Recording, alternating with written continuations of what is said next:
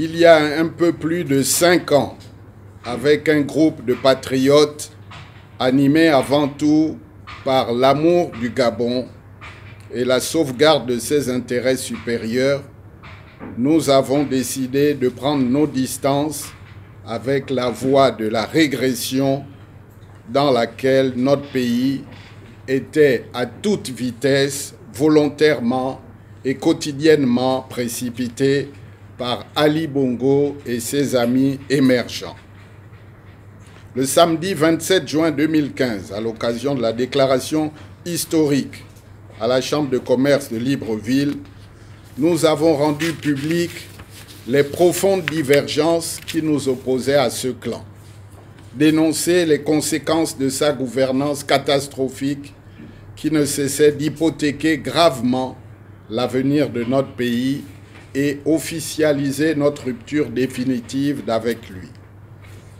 Dans la foulée et dans la perspective de l'élection présidentielle de 2016, nous avons, en tant que force patriotique indépendante, œuvré avec d'autres à la promotion d'une alternative crédible au pouvoir antipopulaire d'Ali Bongo et de ses amis. C'est dans cet esprit que nous avons soutenu la candidature unique de Jean Ping et pris une part active à son succès à l'élection présidentielle qu'il a brillamment remportée le 27 août 2016 avec plus de 60% des suffrages. Malheureusement, cette victoire a été brutalement confisquée par le coup d'État militaro-électoral perpétré par le régime Bongo PDG en noyant dans le sang la volonté de changement clairement exprimée par le peuple gabonais. Déterminé à poursuivre la lutte pour l'alternance et le changement en vue de l'avènement d'un Gabon nouveau dans lequel régneront la liberté, la justice et le progrès, nous nous sommes alors structurés en parti politique dénommé Rassemblement, Héritage et Modernité, RHM, force politique résolument ancrée dans l'opposition lors du congrès constitutif du 9 juillet 2017.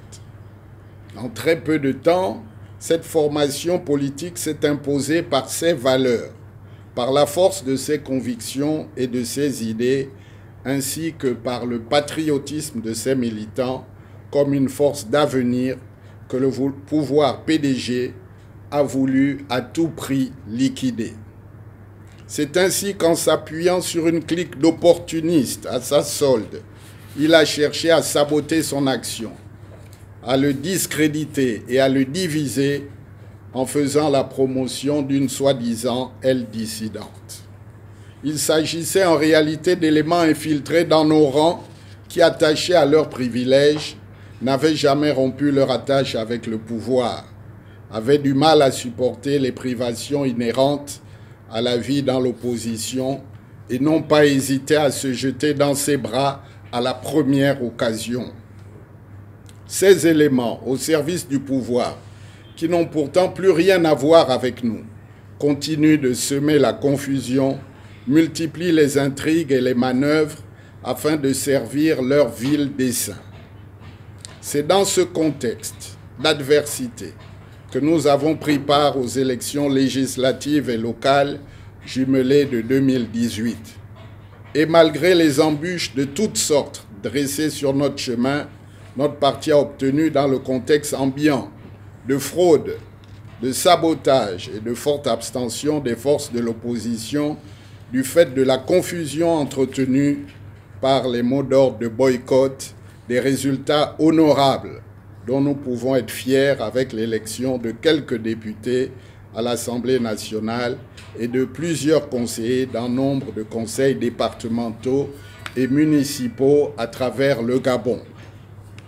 Au sortir de ces élections, et pour tenir compte de l'évolution de la situation, nous avons organisé du 5 au 7 avril 2019 à Libreville notre premier congrès extraordinaire qui a permis d'approfondir la ligne politique du parti, d'adopter une nouvelle structure organisationnelle et de changer son appellation, qui est désormais Rassemblement pour la patrie et la modernité, RPM. appellation qui répond mieux à notre attachement à la patrie de nos ancêtres et à notre ambition de l'arrimer à la modernité. Conformément au texte en vigueur, nous avons fait parvenir au ministère de l'Intérieur, dès le mardi 9 avril 2019, un dossier complet contenant tous les actes du Congrès pour l'informer des importantes modifications intervenues dans la structure du parti, notamment sa dénomination, son logo, sa devise et ses organes dirigeants.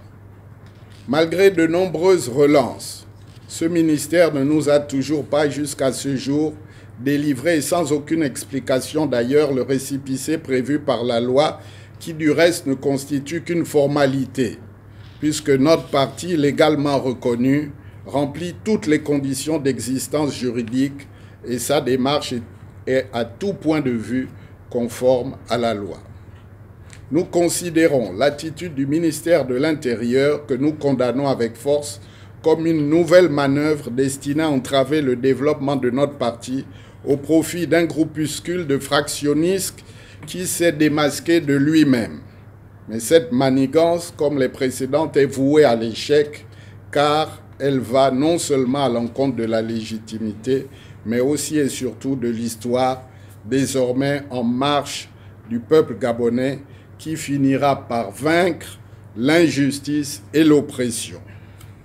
Militantes et militants, chers patriotes, c'est en considération de la tenue du Congrès constitutif de 2017, marquant l'aboutissement du processus de notre organisation en formation politique structurée, que la date du 9 juillet a été retenue pour célébrer chaque année la fête du parti autour d'activités définies par le Conseil exécutif et organisées dans chaque coordination.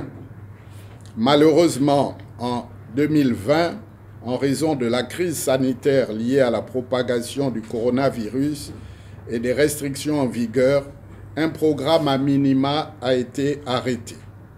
Je vous exhorte néanmoins à procéder chacun à son niveau à une profonde introspection en vue de faire son auto-évaluation, tirer les leçons du passé dans le but de redoubler d'énergie pour la poursuite de notre noble combat commun.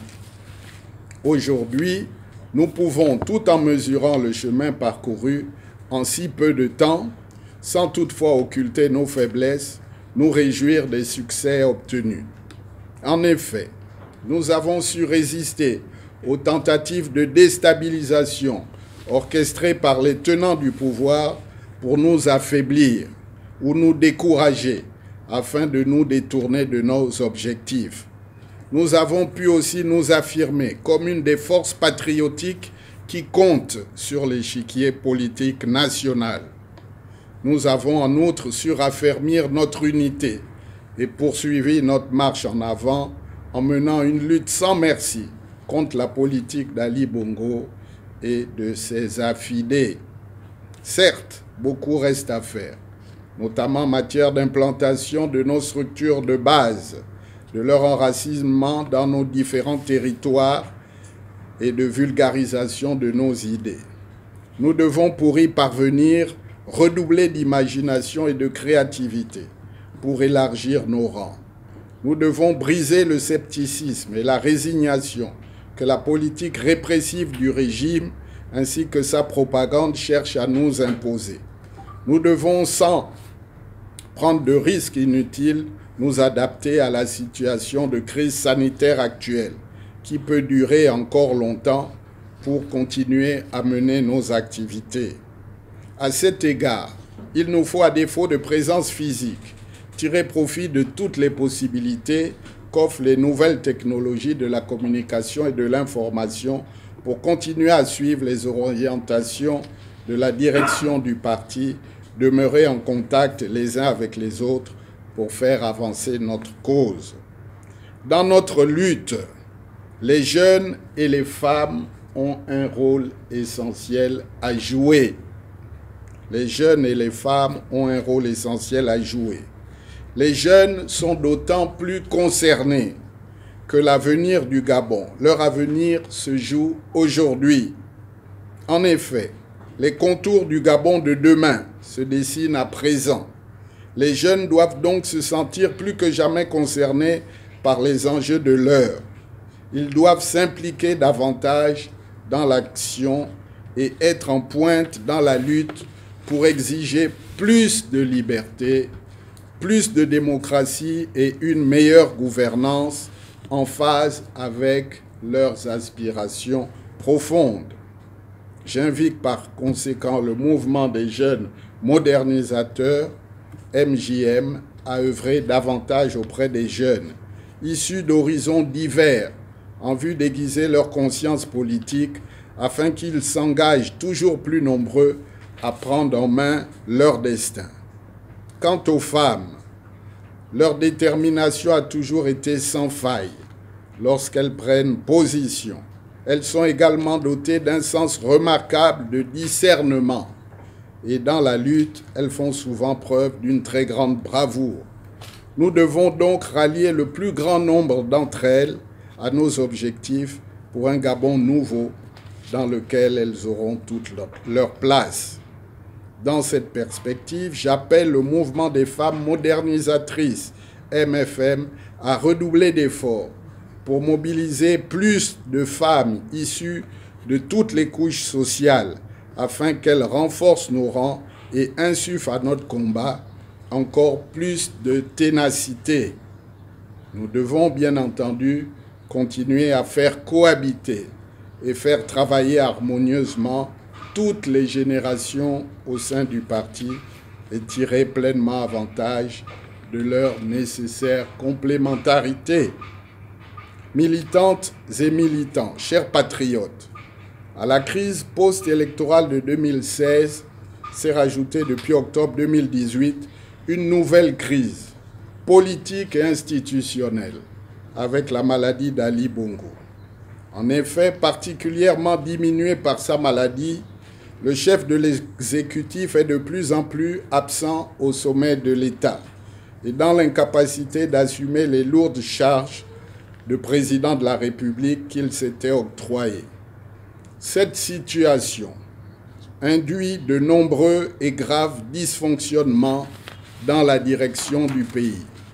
Il en résulte un manque prononcé dans le contrôle des engagements de l'État, toujours plus d'improvisation dans la prise des décisions importantes, l'adoption en catimini des lois qui divisent profondément le corps social, l'autisme insupportable des autorités établies face à la réprobation générale et leur mépris inadmissible de la voix du peuple qu'elles sont censées servir.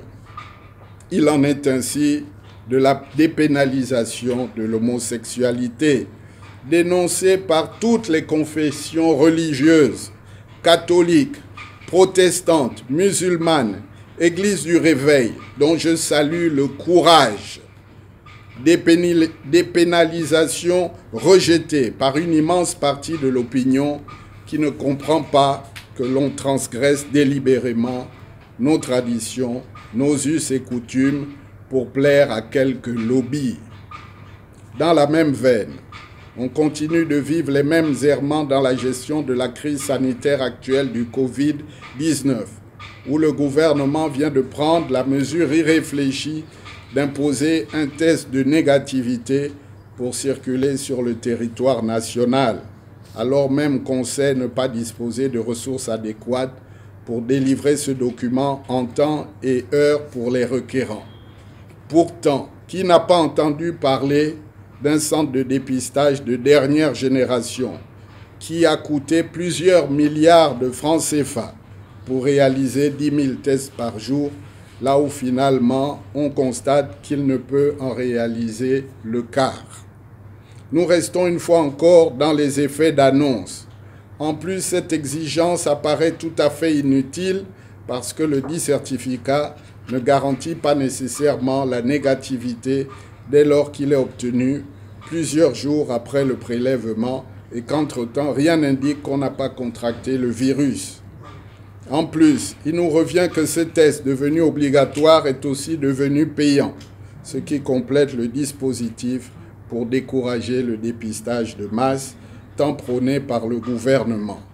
En définitive, on est amené à se demander quels sont les objectifs réels visés par cette mesure. Aujourd'hui, chères militantes et militants, chères sympathisantes et sympathisants, le Gabon est plus divisé que jamais. Nos concitoyens ne croient plus à la parole publique. Un large fossé sépare désormais le peuple du pouvoir en place. Et autant le dire, même nos compatriotes les plus indifférents à la chose politique se réveillent dorénavant et affirment ne plus faire aveuglément confiance aux autorités. Aux crises politiques, institutionnelles et économiques existantes, il convient maintenant d'ajouter une crise de confiance.